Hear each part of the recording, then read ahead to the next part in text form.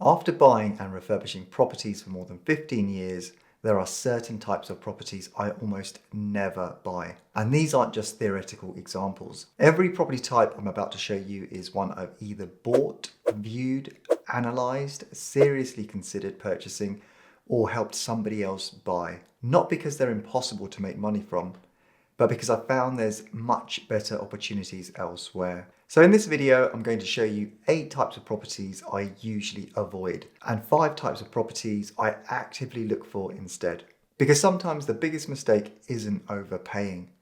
It's buying the wrong type of property in the first place. Property 1, studio flats. I remember spending evenings scrolling through Rightmove looking at studio flats because I thought they were the cheapest way to get into the London market. I filtered Rightmove for Central London flats studio because I assumed the cheapest properties would make the best investments. I was wrong.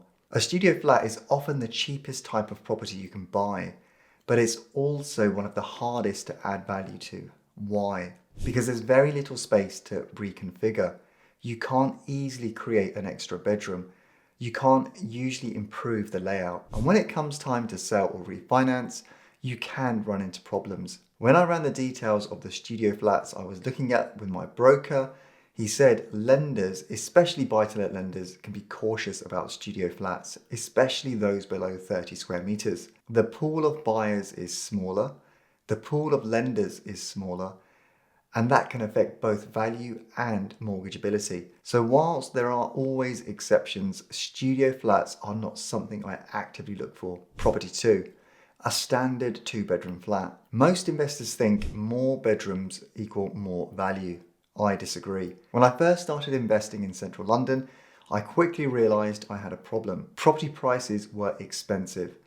If I bought a standard 2-bedroom flat, I'd need to put down a deposit, pay stamp duty, cover legal fees, and fund any refurbishment works. The problem: most of that money would stay trapped in the deal.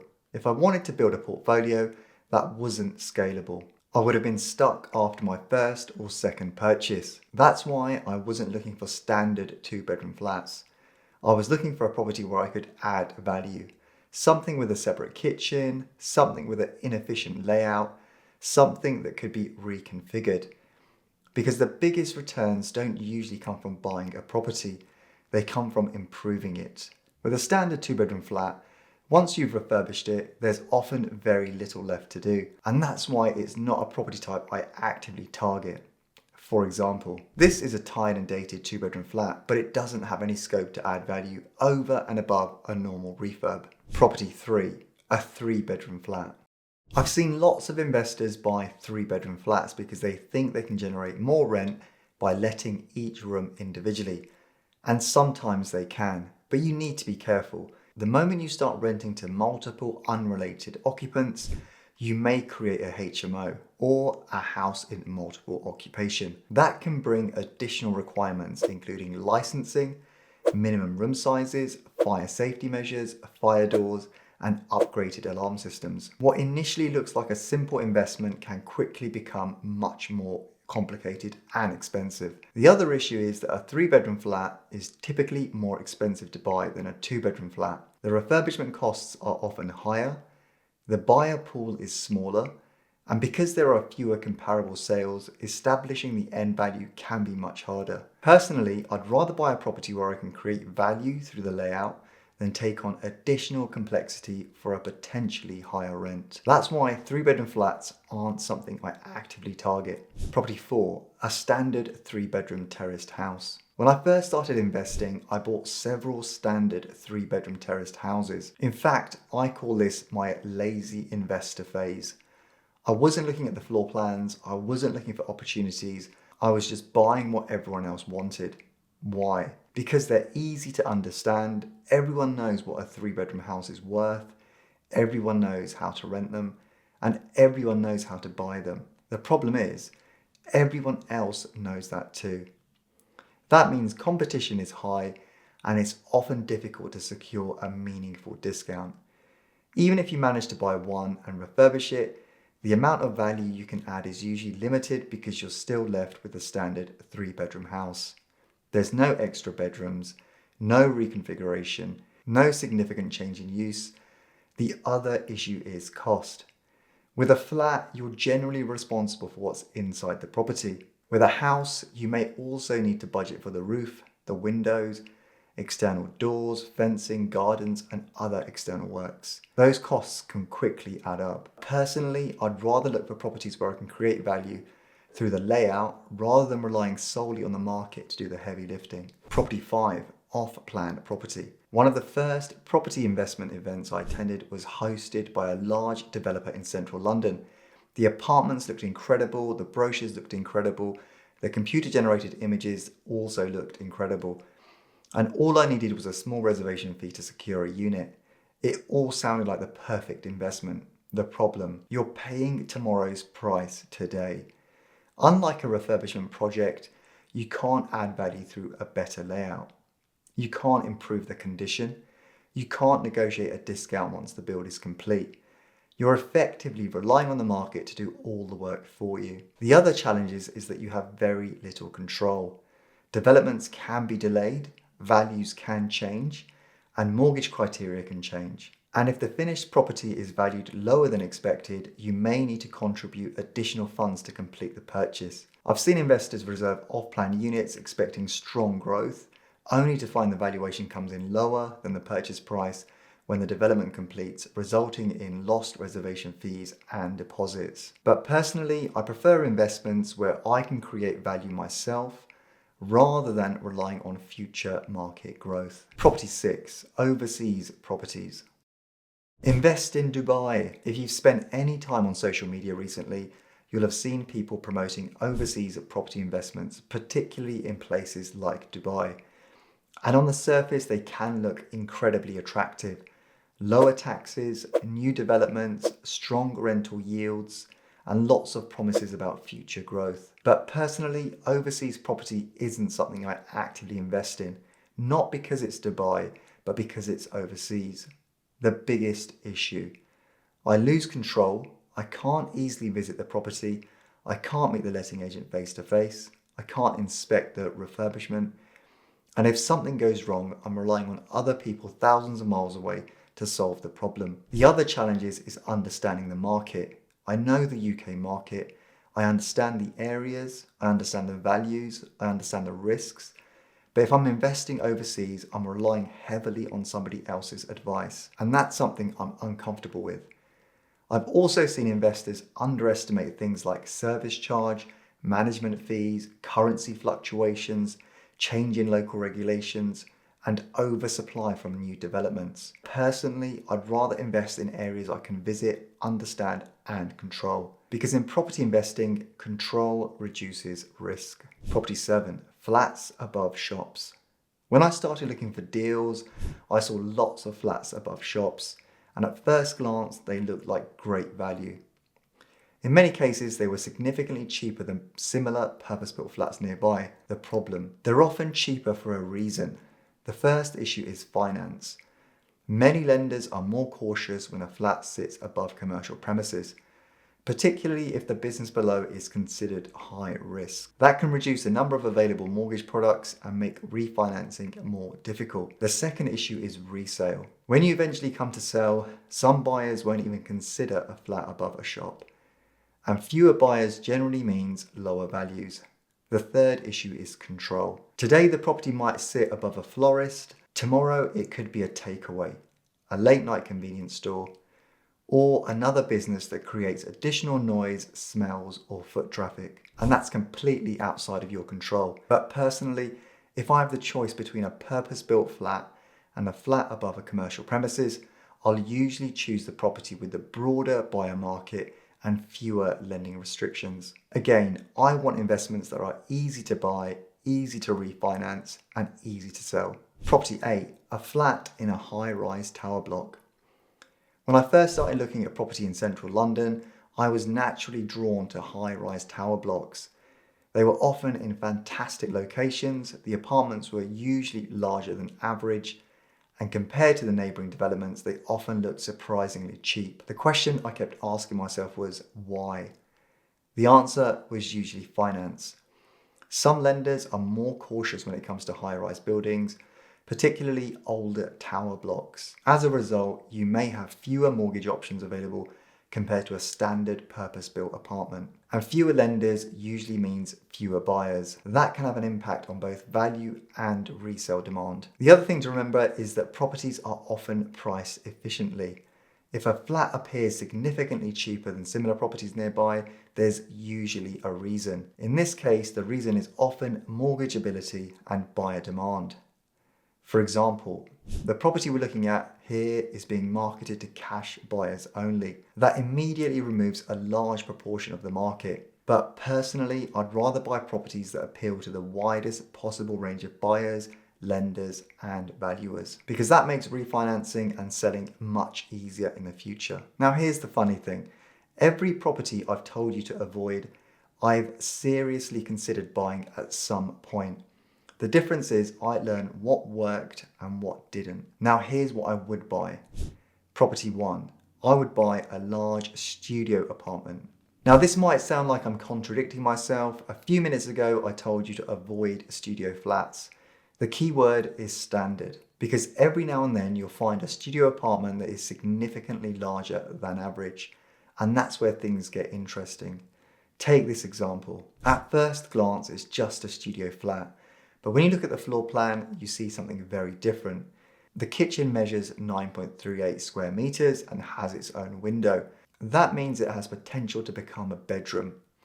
The reception room is over 23 square meters. It's huge.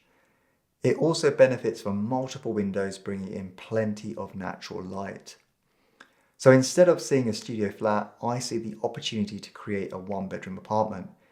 And that's the difference. Most people look at what a property is today. I look at what it could become. If you're considering this strategy, my advice is simple. Find the largest studio apartment you can, look for a separate kitchen, make sure the kitchen has a window, and make sure the reception room is large enough to accommodate an open plan kitchen living area. And most importantly, don't buy a standard studio flat. Buy the opportunity to create something better. Property 2. I would buy a one-bedroom flat with a separate kitchen. This is probably my favorite type of property. Why? Because the moment I see a one-bedroom flat with a separate kitchen, I start asking one question. Can this become a two-bedroom flat? Most people look at the asking price. I look at the floor plan. Take this example. It's currently being marketed as a one-bedroom flat for £270,000. Most buyers stop there. But when I look at the floor plan, I see something different. I see a large separate kitchen, I see a generous living room, and I see potential to create another bedroom. Now, over the years, I've developed a simple checklist. Firstly, the kitchen should ideally have a window. Second, the kitchen should be at least 8 square meters. Third, the living room should ideally be at least 15 square meters. And finally, if it's an ex-council flat, I generally prefer low-rise blocks with no more than 5 stories. Let's apply the checklist. Kitchen with a window? Tick. Kitchen size of 10.43 square meters? Tick. Living room size 20.49 square meters? Tick. Low-rise block? Tick. Now here's where it gets interesting. This one-bedroom flat is on the market for £270,000. But there's a 2-bedroom flat in the same block being marketed for £450,000. And it's only 2 square meters larger. The market isn't paying for the 2 square meters. It's paying for the extra bedroom. That's the power of understanding floor plans. Most people see a 1-bedroom flat. I see the opportunity to create a 2-bedroom flat. Property 3. I would buy a 1-bedroom flat that can become a 3-bedroom flat. Now this is where things get really interesting. I'm helping someone at the moment and he bought this property to me because he wanted to convert it from a 1-bed flat into a 2-bedroom flat. At first glance that seemed reasonable, but as soon as I looked at the floor plan, I thought, hang on a minute, I don't think this can become a 2-bedroom flat. I think it can become a 3-bedroom flat, and that's a huge difference. Most people would look at this property and simply see a 1-bedroom flat. I see a potential 3-bedroom flat. Let's look at the floor plan. The flat is approximately 70 square meters. The reception room is over 26 square meters. That's roughly the size of an average studio apartment. It's far bigger than it needs to be. So my first question is, does the kitchen really need to stay where it is? If we relocate the kitchen into the part of the reception room, then can we create an open plan kitchen living area that then frees up the existing kitchen and dining space?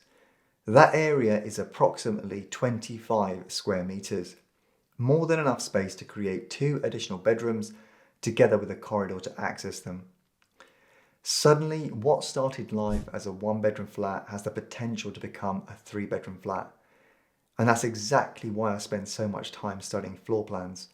Most investors see what a property is today. I focus on what it could become tomorrow. And that's where the value is created. Property 4, I would buy a 2-bedroom flat with a separate kitchen. Remember earlier when I said I generally avoid standard 2-bedroom flats? The key word again is standard, because if a 2-bedroom flat can become a 3-bedroom flat, the numbers can look completely different. In fact, my own flat in London Bridge falls into this category. Today, it's a 2-bedroom flat, but the market doesn't pay you for what a property is today. It pays you for what you can turn it into. When I look at the floor plan, I see the potential to create a 3rd bedroom by relocating the kitchen and reconfiguring the layout. And that's exactly what makes it interesting. The reason I'm interested in creating a 3rd bedroom isn't because I like moving kitchens. It's because one additional bedroom can add tens of thousands of pounds in value.